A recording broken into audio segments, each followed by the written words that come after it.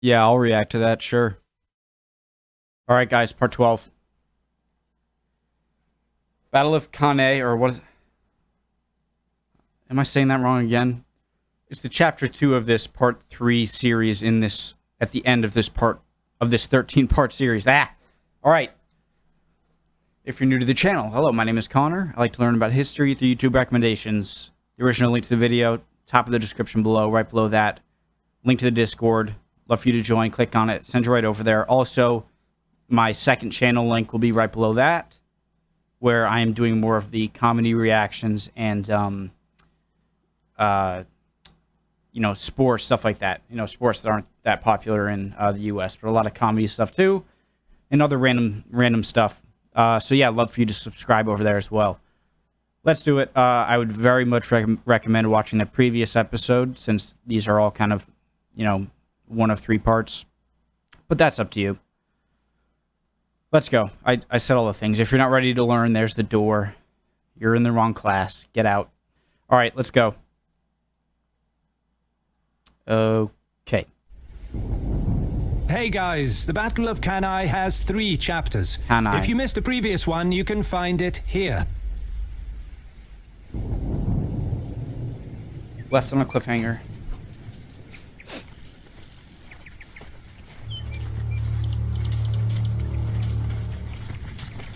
Some distance north of Cannae, the massive Roman host lumbered forward through the plains of Apulia when the forward element spotted Hannibal hastily abandoning his camp just ahead. The enthusiastic Roman vanguard rushed forward. The pursuit lacked organization, but for once they caught the Carthaginian general off guard, and they were not about to allow him time to consolidate. But while Hannibal's standard did leave the camp, the Carthaginian general was in fact lurking in the I knew there was, without context, there was no way nearby. He lured the Romans into an ambush yet again, despite their extensive scouting efforts. Panic gripped the Romans, and it seemed like another disaster was afoot. But Consul Varro quickly rallied the troops and reformed the lines, managing to beat back the Carthaginians. Hannibal committed significant forces in an effort to destroy the Roman vanguard and shatter the morale of the Republic's army in yet another ambush. But the legionaries he met on that rainy morning showed the kind of determination he hadn't faced before.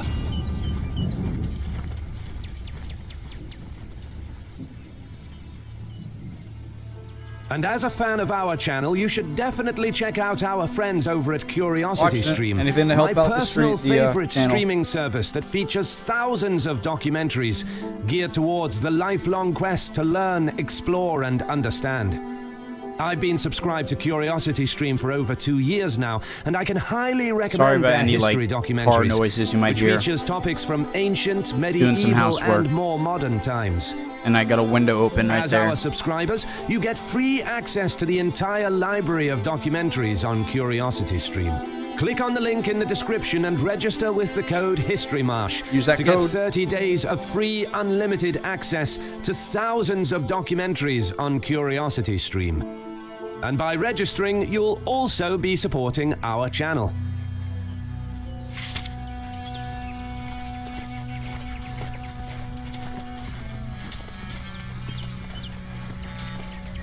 It's late July 216 BC. As the Roman column approached, word reached Paulus and Varro that the supply depot at Cannae fell into Carthaginian hands. The 2 consuls were alarmed by the news, knowing that Hannibal now had the resources to camp throughout the winter with little need to forage or pillage the surrounding area for supplies. This would keep the Carthaginians sheltered and rested, and would undoubtedly help Hannibal maintain high morale among the troops over the coming months. Meanwhile, Paulus and Varro were aware that, with their logistics disrupted, maintaining and supplying their vast army in the field would present numerous problems. From their perspective, a well-supplied Hannibal could now, in theory, try to play for time and prolong the war well into next year. which would give him plenty of opportunities to gain political points and successfully persuade Rome's allies in southern Italy to join him. For the Roman leadership, the thought of a possible cascade of defections on their peninsula was unacceptable. Hannibal had to be dealt with. However, while surveying the battlefield, disputes began over where to fight the planned battle. To the south lay Cannae on a line of hills, with undulated land beneath the hillsides and a very flat plain north of the river Aufidius. In ancient times, the river itself is suspected to have had a different course, which ran further away from the hills, and the area surrounding it was mostly treeless, cultivated, open country, much like today. Paulus wasn't pleased with the ground, arguing that the flat terrain favored Hannibal's more numerous and better cavalry, expressing his preference to move the camp into the hills to the west, where the more broken ground would be more suited to infantry and would restrict cavalry maneuvers. How do you lure him? Varro disagreed, correctly pointing out that the legions performed best on fairly open ground, expressing his willingness to give battle even in the open country north of the river, despite Hannibal's superiority in cavalry, but arguing that deploying the army in the undulated terrain south of Aufidius would also suit the Roman infantry, whilst the river and the hills would restrict any extensive Carthaginian cavalry maneuvers on the flanks. Both consuls were clearly concerned about the mobility of Hannibal's cavalry. Varro was certainly more eager to fight, and contemporary sources put this down to inexperience, whilst describing Paulus as the more level-headed of the two. But Paulus's plan was problematic in many ways. The Roman host was very large and was composed of a mix between newly trained troops and more experienced legionaries, which made movements, maneuvers, and deployments of the army a slow process, which would have been even slower in the broken ground that Paulus suggested, despite other advantages such terrain would offer. In addition, it is doubtful that Hannibal would accept a battle against a numerically superior army in a well-defended position, unsuited for his cavalry. He would have likely arrayed his troops in the plain below to taunt and challenge the Romans, and if they didn't come down from the hillsides to fight, he would use this as propaganda to show off the Republic's weakness to its Italian allies. Worse, Paulus's plan to move into the hills to the west meant that the Romans would perhaps be forced to wait until an opportunity for a battle arose, and that could have potentially kept the army in the field for a long time. Feeding and supplying so many troops for a prolonged period would have been a major problem, whilst Hannibal now held the most important supply depot in the area at Cannae, and could afford to wait. In addition, it is unlikely that Paulus completely refused the idea of giving battle on the flat terrain, because just like Varro, he understood that the Roman camp was already too close to Hannibal. Therefore, repositioning to the western hills would essentially require them to disengage. But any withdrawal from the field in the face of the enemy was very difficult and dangerous, especially for an army dominated by infantry that faced superior cavalry, who could pick them off piecemeal and potentially cause a rout. Furthermore, despite being an open country, retreating from an outnumbered enemy would be deeply dispiriting for the troops, especially given that the Senate, the army, and the people of Rome wanted to fight and destroy Hannibal. In every sense, the Roman army was now committed and could not easily pull away from the field without a battle. Therefore, whatever misgivings Paulus had, Varro's preference to fight as soon as possible was not at all unreasonable under the circumstances. The two consuls came from very different backgrounds. Paulus was the grandfather of Scipio Aemilianus, who was the principal financier of the famous Greek historian Polybius, the main contemporary source for the Second Punic War. Being paid by Paulus's immensely influential and wealthy family, it is easy to see why Polybius portrayed the consul in such a positive light, claiming that it was he who solely raised the morale of the army and made major efforts to organize the newly formed legions, whilst mentioning Varro only in passing as his colleague, not including him in his writings at all during the campaign until Hannibal was cited. And even then, Varro is portrayed as somewhat of an inexperienced hothead, in contrast to the supposedly more sensible Paulus. This can make it difficult to separate propaganda from the truth. However, it is true that Paulus had more military experience, having previously served as consul in 219 BC and was campaigning in Illyria.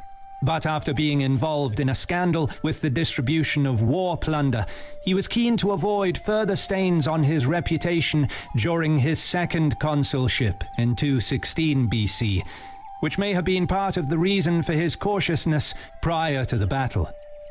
In military terms, the Illyrian War was a combined operation between the navy and the army, but there were no pitched battles. So despite the demands this campaign must have had on Paulus as a general, the conflict in Illyria did not require the skills needed for controlling a massive field army. And since his reputation was embellished in contemporary sources, we have no reliable way of knowing how good of a commander he was. In contrast, Varro was a novus homo, a new man, one of the very few in any generation of Roman political circles to be the first in their family to reach high office.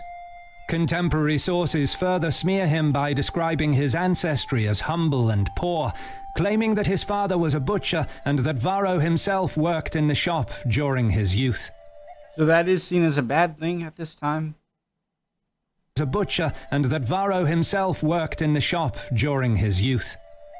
Despite being described as a brutish simpleton, in reality a new man needed substantial political ability. Sorry, I'm not saying that in terms of pure military capability that Varro might not be at a disadvantage. I'm sure he is. If Paulus has been surrounded by these people his whole life and has had this training that Varro might not have had, but so maybe just the new man sort of thing might be more attractive in a political sense in terms of internal affairs, but in terms of military affairs, maybe that is a not so great trait of being a new man. To win elections against opponents from old prominent Roman families and their many clients who voted for them. But the fact that he got there Varro could means not he has parade the something achievements and that others high don't. status of his ancestors and had to find other ways of making his name known to the public in a voting system that heavily favored the rich, which in a way made him an underdog. This shows that Varro must have been a shrewd politician who managed to gain the support of influential aristocrats and senators, all of whom looked to invest in a candidate that would aggressively confront Hannibal, a desire that was widespread in all political circles in Rome. In addition, changes to Roman laws in 217 BC made it nearly impossible for a consular candidate without military experience to be elected, regardless of the influence and prestige of his financiers. So while Varro never held senior command, considering the serious crisis that Rome was in at this stage of the war, it is reasonable to assume that he could not have been made consul without certain military qualifications. On the second day came Varro's turn to command. He led the army towards a position closer to the enemy, despite objections from his colleague. Hannibal responded by sending out groups of cavalry and light infantry to harass and slow down the advancing enemy column. Seeing the incoming Carthaginians, Varro closed ranks and the column only barely continued to move forward. A series of skirmishes caused significant confusion in the Roman ranks, but Varro's formed close-order infantry drove back each attack. The sporadic fighting went on until dark, without either side gaining an edge or inflicting losses on the enemy. But the Roman progress to a new campsite slowed down to a crawl because they were forced to maintain a constant fighting line, eventually encamping when night fell. I can't overstate how much I love the ruler down here. See the mile, 1.62 kilometers. That was always a big thing for me, even in, especially I guess with maps not this detailed. It was a little bit more difficult to imagined distances. Paulus, still supposedly reluctant to give battle in this terrain, took charge of the army next morning and continued the advance towards the site chosen for the main camp, marshalling the troops to close the distance with the Carthaginians. Meanwhile, Hannibal was still positioned on high ground near Cannae, south of the river, observing enemy movements without taking any action. The Romans proceeded to aggressively take control over the battlefield. 2/3 of the army remained in the main camp, while the remaining 1/3 of the troops was sent across the river Aufidius. Setting up a second camp showed the determination of the Roman leadership to put pressure on the movement of enemy troops, whilst taking up a position from where they could protect their own foraging parties that ventured close to Cannae. More importantly, this aggressive stance served to build up the confidence of the troops. Hannibal countered by advancing down from the high ground towards a new camp location, most likely the flat plateau atop a ridge west of the main Roman camp, leaving a garrison to guard the fortified depot at Cannae. The size of the Roman host was clearly on his mind as he continuously spoke to the men, encouraging them that this is why they came to Italy. Challenging the Romans for control over the battlefield showed Hannibal's belief in victory, which raised the spirits of the men. The new camp was in a fairly good defensive position, overlooking the plain below, with the river nearby offering the crucial water supply. On the last day of July, the Carthaginian general ordered the troops to prepare for battle. The camp was abuzz for much of the late afternoon, as the men sharpened their blades, cleaned their weapons, armor and clothing, wanting to look their best and most intimidating once the battle commenced. What about, did they know about, contaminating water? I'm sure they do. I'm sure they don't. They definitely don't know what bacteria and viruses and whatnot are, obviously. But if you're upstream of a river that is the water source of your enemy, can you not bog down as much as you can, creating a defensive position and putting animal waste and even your own soldiers' waste and whatnot in the river and holding out long enough until that's where they're going to get their water, until you're not going to contaminate your own water source because you're upriver. So I'm saying, if you're upriver, can you do this where you can keep your clean water supply and perhaps get your enemy soldiers very sick in the meantime? Just something I thought maybe I'm wanting to look their best and most intimidating once the battle commenced. Early on August the 1st, the Carthaginian army marched out of their camp. On the Roman side, Paulus was once again in command. He posted covering forces in front of the palisades of each camp, but the legions stayed close to the ramparts and little was done to provoke a battle. Hannibal, meanwhile, took the initiative and dispatched his Numidians across the river to attack the secondary Roman camp. He kept the rest of the troops arrayed for battle, facing the enemy camp for several hours. He exploited Paulus's reluctance to give battle to raise the confidence of his troops by impressing upon them that the Romans lacked the will to fight. Across the river, the Numidians were ordered not to press the camp directly, but to harass the foraging parties, mostly consisting of servants gathering water supplies, and chase them from the field. For Hannibal, this was another way to humiliate the Romans and show to his troops the inability of the enemy to counter the Numidian raid and protect their foragers. Some of the Roman officers felt ashamed with how the day went, resolutely wanting to turn things around, and the troops were especially displeased with the delay. Undoubtedly, the two consuls read the mood of the camp. And on August 2nd, Varro decided to fight. I knew it whenever I heard that noise.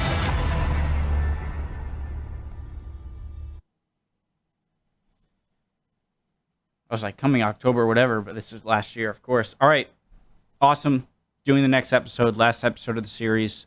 Now would be a great time to subscribe, get your vote in on Discord for what series I react to next. Hope you're all doing well. See you next time.